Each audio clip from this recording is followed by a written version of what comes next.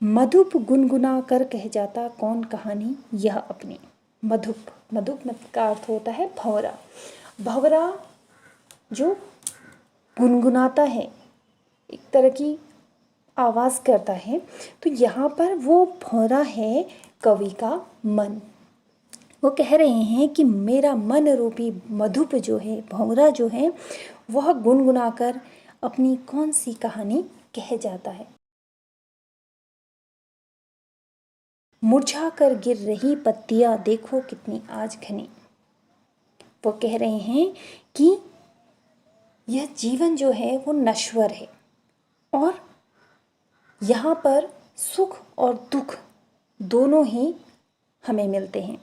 तो वह कह रहे हैं तो जो जीवन रूपी जो सुख है वह एक समय आता है हमारे जीवन में, लेकिन वो ज़्यादा समय तक टिकता नहीं है और उसके बाद वह सुख क्या हो जाता है, धीरे धीरे मुरझाने लग जाता है। और वह जिस तरह से पेड़ से पत्तियां मुरझाकर गिर जाती हैं, वैसे ही वह सुख जीवन से मुरझाकर गिरने लग जाता है। तो वो कह रहे हैं कि मेरे जीवन में भी क्या थी, सुख रूपी घनी पत्तियां थीं जो आज मुरझाकर गिर रही हैं, यानी कि इस समय पे मेरे जीवन में क्या है, केवल दुख है। इस गंभीर अनंत नीलिमा में असंख्य जीवन इतिहास। अब देखिए इन पंक्तियों में क्या कह रहे हैं, इस गंभीर अनंत नीलिमा में, अनंत का अर्थ जो जिसका कोई अंत नहीं है, नीलिमा यानी कि नीले रंग का, अर्थात ऐसा क्या है जिसका अंत नहीं है, और नीले रंग का अर्थात आकाश। तो वह कह रहे हैं कि ऐसे ही साहित्य रूपी इस अनंत आसमान में क्या है, असंख्य जीवन इतिहास छपे हुए हैं, यानी कि अनंत आत्मकथाएं लिखी गई हैं। यह लोग करते ही रहते हैं अपना व्यंग मलिन उपहास। इस संसार के जो लोग हैं उनका स्वभाव क्या होता है कि वह दूसरों के जीवन के पक्षों को सुनकर पढ़कर क्या करते रहते हैं, अपना व्यंग मलिन उपहास उन पर करते रहते हैं।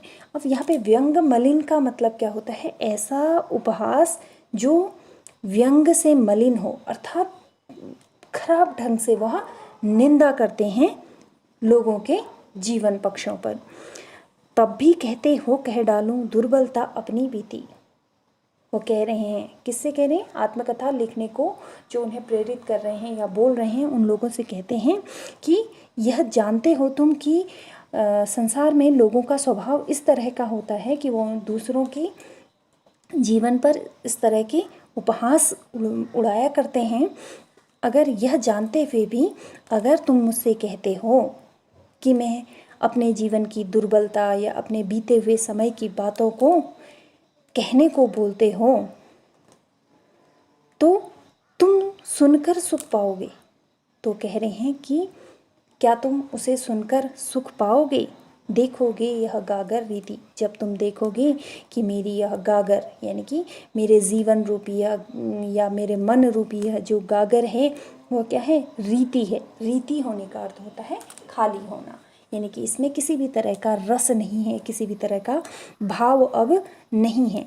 तो क्या इस तरह के मेरे मन रूपी गागर के से निकलने वाले शब्दों को सुनकर क्या तुम सुख पाओगे।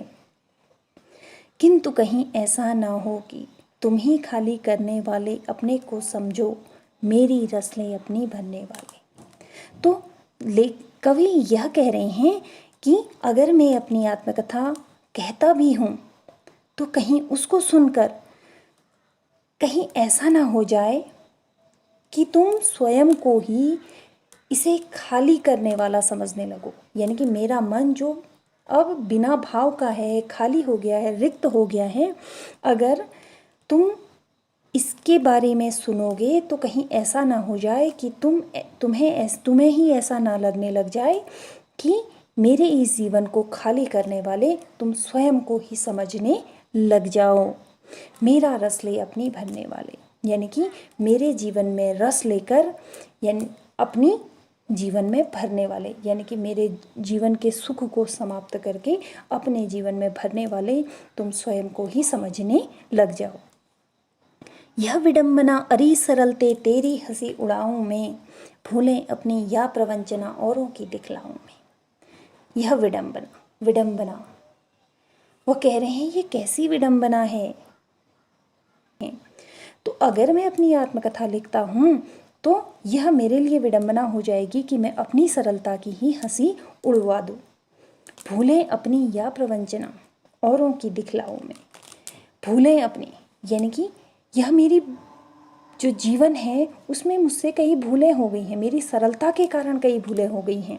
तो इस तरह से मैं अपनी भूलें या प्रवंचना, प्रवंचना शब्द का अर्थ होता है धोखा, औरों की, यानी कि या तो अपनी भूलें लोगों को दिखाऊंगा या औरों द्वारा मुझे जो प्रवंचना अर्थात धोखे दिए गए हैं वह मैं दिखाऊंगा। उज्जवल गाथा कैसे गाऊं मधुर चांदनी रातों की, अरे खिलखिला कर हंसते होने वाली उन बातों की। वो कह रहे हैं जीवन में ऐसा नहीं है कि उनके जीवन में सब कुछ बुरा ही बुरा हुआ है। उनके जीवन में कुछ उज्जवल क्षण भी आए थे जो उन्होंने अपनी प्रेयसी के साथ में बिताए थे। तो वो कह रहे हैं कि वो क्षण उनके जीवन के उज्जवल क्षण थे और उन उज्जवल क्षणों की गाथा को मैं कैसे गाऊं जो उन्होंने मधुर चांदनी रातों में अपनी प्रेयसी के साथ हंसते खेलते या बातों बातों में खिलखिलाकर मुस्कुराकर उन्होंने बिताए थे। मैं उन क्षणों को आपके साथ साझा कैसे कर दूं, क्योंकि वो क्षण मेरे जीवन के व्यक्तिगत क्षण थे। कवि कहते हैं कि मैं उन क्षणों को किसी अन्य के साथ में स्वतंत्र साझा नहीं करना चाहता हूँ। इसीलिए वो कह रहे हैं कि मैं उन उज्जवल क्षणों की गाथा कैसे सुना दूँ जो मेरे व्यक्तिगत क्षण थे और मैंने हंसते मुस्कुराते अपनी प्रेयसी के साथ बिताए हुए थे। मिला कहाँ वह सुख जिसका मैं स्वप्न देखकर जाग गया, आलिंगन में आते आते मुस्किया कर जो भाग गया। अब कवि कह रहे हैं कि मुझे अपने जीवन में वह सुख कहाँ मिला जिसका मैं स्वप्न देखा करता था, और जैसे ही मैंने उस सुख का स्वप्न देखा मैं नींद से जाग गया। यानी कि स्वप्न में मैंने उस सुख को देखा और मैं नींद से जाग गया। आलिंगन में आते आते मुस्किया कर जो भाग गया। आलिंगन, आलिंगन का अर्थ होता है बाहों में भरना या गले लगाना। तो वह सुख जैसे ही मैं उस सुख को अपने गले लगा रहा था वह मेरे बहुत पास आया और मुस्कुराकर वह मेरे बहुत नज़दीक आकर मुझसे दूर भाग गया। इस तरह से उस सुख ने मेरे साथ में क्या किया, एक तरह की अटखेली की, एक तरह का मजाक किया कि पहले तो मुझे भरोसा दिलाया कि वो मेरे पास आ रहा है और जैसे ही मैं उसे गले लगा रहा था वह मुस्कुराकर मेरे पास से दूर चला गया। जिसके अरुण कपोलों की मतवाली सुंदर छाया में अनुरागिनी उषा लेती थी निज सुहाग मधुमाया में। अब इन पंक्तियों में कवि अपनी प्रेयसी का वर्णन कर रहे हैं।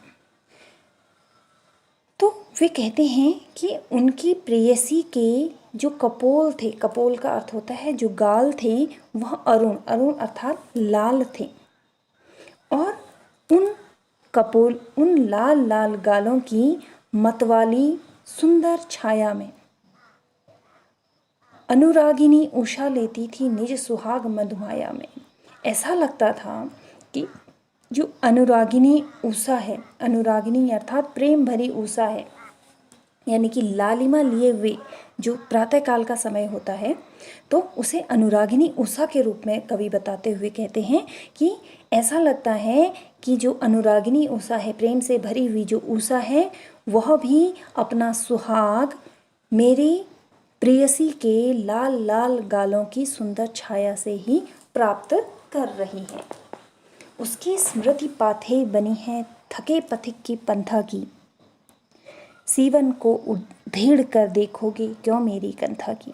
कि उसकी स्मृति अर्थात मेरी प्रेयसी की जो स्मृति है वह पाथे बनी है। पाथे का अर्थ होता है संबल, यानी कि सहारा। तो वो कह रहे हैं कि मेरी प्रेयसी की जो स्मृति है, जो यादें हैं, वही मेरे लिए पाथे बनी हैं थके पथिक की पंथा की।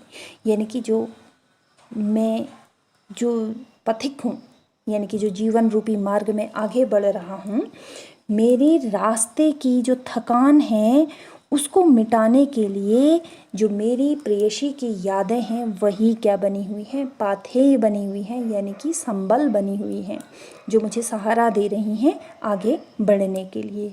यानी कि उन्हीं यादों के सहारे मैं क्या बढ़ रहा हूँ, जीवन पथ में आगे बढ़ रहा हूँ। सीवन को उधेड़ कर देखोगे क्यों मेरी कंथा की, सीवन अर्थात सिलाई, उधेड़ कर देखोगे यानी कि खोल कर, क्यों मेरी कंथा की, कंथा अर्थात गुदड़ी। तो वो कह रहे हैं कि मेरी जो गुदड़ी है, अब यहाँ पे गुदड़ी कौन सी है, मन रूपी गुदड़ी है, यानी कि मेरी जो मन रूपी गुदड़ी है उसकी जो उसमें मैंने जो दुख हैं वह सब अंदर भर रखे हैं। तुम उसकी सिलाई को उधेड़ कर क्यों देख रहे हो, क्यों देखना चाहते हो, मैंने अपने दुखों को अपने अंतर मन में दबा दिया है, तुम मेरी उन और उसे सिल कर रख दिया है, तो उस सिलाई को उधेड़ कर मेरे जीवन के जो दुख हैं उनको क्यों बाहर निकाल कर देखना चाहते हो। छोटे से जीवन की कैसी बड़ी कथाएं आज कहूँ। तो कह रही हैं मेरा जीवन तो बहुत छोटा सा है, तो इसमें मैं बड़ी बड़ी कथाएं कैसे कहूँ, क्या यह अच्छा नहीं कि औरों की सुनता मैं मौन रहूं। तो कवि कह रहे हैं इससे अच्छा तो यह है कि मैं औरों की आत्मकथाओं को सुनूं और अपने बारे में मैं मौन ही रहूं। सुनकर क्या तुम भला करोगे मेरी भोली आत्मकथा, अभी समय भी नहीं थकी सोई है मेरी मौन व्यथा।